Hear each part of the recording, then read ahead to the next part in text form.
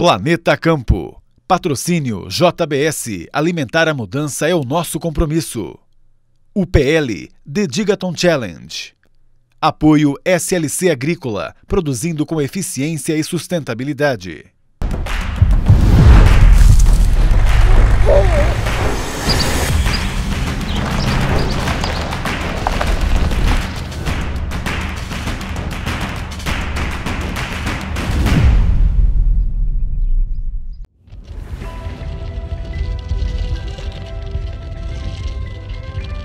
As mudanças climáticas são, inegavelmente, um dos grandes desafios da humanidade neste começo de século. Na cruzada para limitar o aumento da temperatura da Terra para, no máximo, 2 graus até 2050, o chamado mercado de carbono entra em cena com uma nova e poderosa moeda. Seu objetivo é criar um incentivo financeiro para reduzir as emissões de gases de efeito estufa na atmosfera. Mas, afinal, que ativos esse mercado negocia?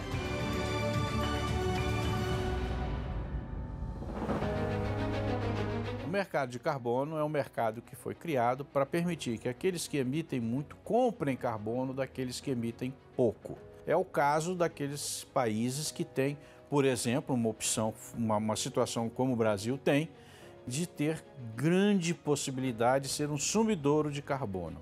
E isso é um serviço ambiental. Por que esse mercado existe? Será que alguém faz a pergunta, por que esse mercado existe? Ele foi feito para você retirar CO2 da atmosfera. Se você retira CO2 da atmosfera, você evita o aquecimento global. Então, toda essa confusão toda essa discussão em cima do mercado é para que a gente consiga evitar que a temperatura do planeta atinja 1,5 grau, 2 graus no ano 2030. Então, independentemente de se comprar ou não o carbono, é um serviço ambiental que nós estamos prestando para evitar que a gente entre em colapso.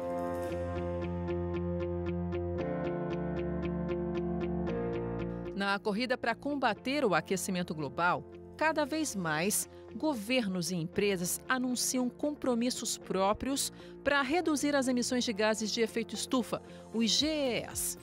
A grande ambição é conseguir a neutralidade de carbono. Por isso, Net Zero é um termo que passou a fazer parte do nosso cotidiano. Net Zero significa atingir o balanço líquido entre as emissões e as remoções de GES.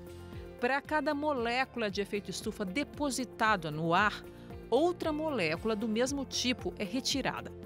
A ONU está coordenando uma campanha mundial chamada Race to Zero, que pretende zerar as emissões de GES na atmosfera até 2050. Mas, para alcançar o status Net Zero, é preciso eliminar as emissões geradas por toda a cadeia produtiva, dos fornecedores até os consumidores finais. Diversas empresas brasileiras se comprometeram com a campanha, entre elas, a segunda maior agroindústria do mundo.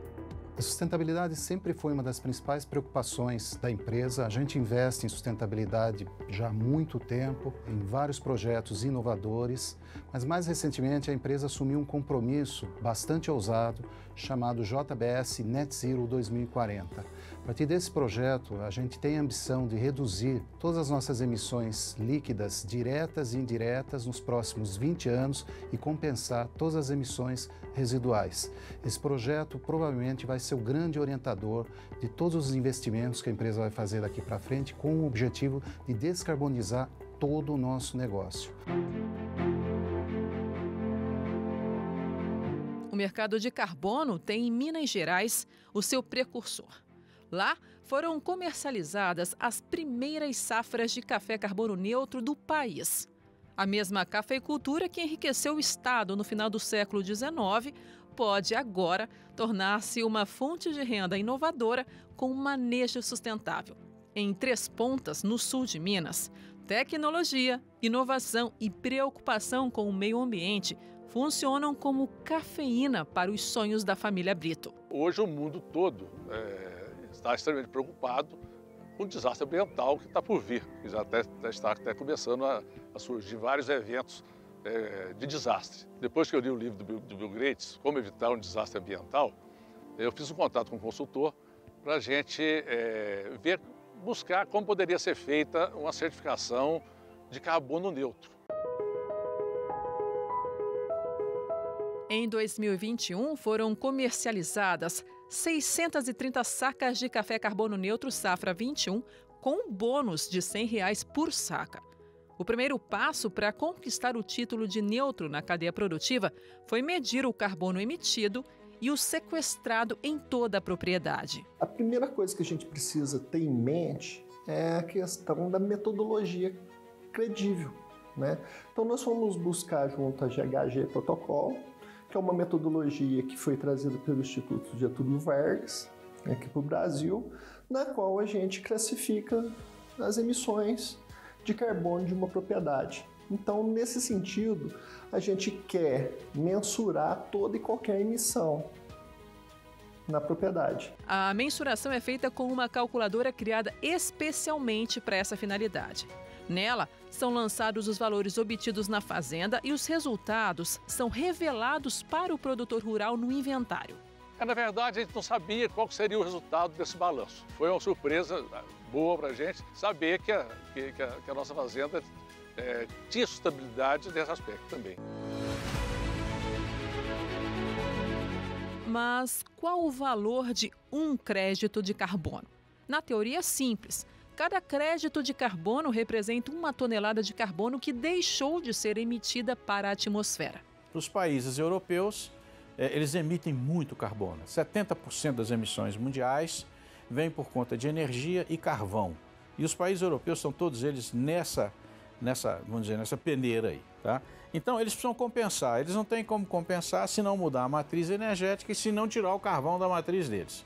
Então eles vão atrás de outros países, como o Brasil, por exemplo, que tem florestas, que tem madeira, que tem uma situação muito mais equilibrada em termos de vegetação e que sequestra esse carbono, e buscar comprar desses países, como o Brasil, esse carbono que tem valor no mercado hoje. E no mercado de carbono, quanto mais sustentável, mais positiva é a situação do produtor. A Fazenda Sete Cachoeiras investiu nesse quesito desde a sua fundação e agora colhe os frutos das suas escolhas. A gente busca reciclar tudo que a fazenda produz de resíduo, desde casca de café, a reciclagem, como eu já disse, a reciclagem da própria poda, né? Também a gente usa a trincha e chega o cisco na lavoura, né? Para poder, esse cisco que está lá também para devolver esse potássio, esse fósforo, reter esse carbono no sistema também dessa poda, né? E com relação aos outros bioinsumos que a gente usa também, substituindo adubos, a gente usa pó de rocha, né? Substituindo alguns elementos também, ajuda muita gente também no sistema essa compostagem, desde que ela seja muito bem feita e acompanhada. No manejo tradicional, o meio da cultura não tem planta de cobertura. Aqui, o agrônomo optou pela reciclagem e já tem planos para um segundo estágio de manejo sustentável na fazenda. Nós vamos colocar, junto com a braquiária, um mix de outras plantas de cobertura, várias plantas de cobertura, visando que essas plantas tenham mais flor e mais atratividade para outros insetos, outros inimigos naturais, para ajudar a gente também não só no controle de doenças de solo, mas também no controle de bicho mineiro, de broca e outras pragas que atacam a lavoura. Além do manejo diferenciado, a economia de energia está na lista das ações que fazem a diferença na rotina da fazenda. A energia fotovoltaica, no primeiro momento, ela é uma energia limpa e com isso nós já conseguimos reduzir no primeiro momento a redução de carbono pelo fato da matriz energética brasileira parte ser de produtos derivados do carbono. Então, com isso nós temos uma energia na fazenda 100% limpa. Nós ampliamos nossa matriz energética e construímos outras 3 usinas solares e hoje nós temos uma capacidade de geração de 650 kWp que nos faz uma fazenda autossuficiente de acordo com a nossa demanda energética durante a safra. O mercado de carbono é uma tendência tão promissora para o Brasil que uma projeção feita pela consultoria Way Carbon indica a possibilidade de o país gerar entre 490 milhões e 100 bilhões de dólares em créditos de carbono até 2030. O mercado de carbono é fundamental. O Brasil é a maior potência agroambiental do mundo. Nós sabemos faturar com agro e até hoje não faturamos nada com o carbono, com o crédito de carbono, né? que está sendo cada vez mais implementado no mundo por regras universais. Nós, inclusive, temos o Código Florestal com o PSA, que é o pagamento por serviços ambientais, que vai se utilizar muitos créditos de carbono para dar renda para o produtor rural brasileiro. Se eu vendo um produto que vem de desmatamento da Amazônia, ele não vai ser comprado pela Europa. Se eu vendo uma carne que vem desse desmatamento, ele não vai ser comprado pela Europa, nem Estados Unidos, a própria China está falando isso. Mas se eu tenho um produto e nesse produto eu certifico que ele é limpo, que ele é neutro, eu ganho em cima deste produto. Exemplos, por exemplo, muito recente, o café carbono neutro, que teve R$100 a mais na saca, a carne carbono neutro, que tem um selo de certificação interessante, a carne baixo carbono, que tende a crescer muito, muito. Então, a ideia é derrubar essas barreiras e mostrar que funciona. Novos tempos exigem novas ideias, novas ferramentas, novos negócios. Os impactos da mudança do clima sobre a produção de alimentos exigem esforços em várias frentes e o mercado de carbono é uma realidade que se impõe cada vez mais, não apenas como solução para a questão climática, mas como oportunidade de negócio. Os produtores rurais brasileiros têm uma chance de ouro nas mãos e temos certeza de que eles saberão aproveitá-la.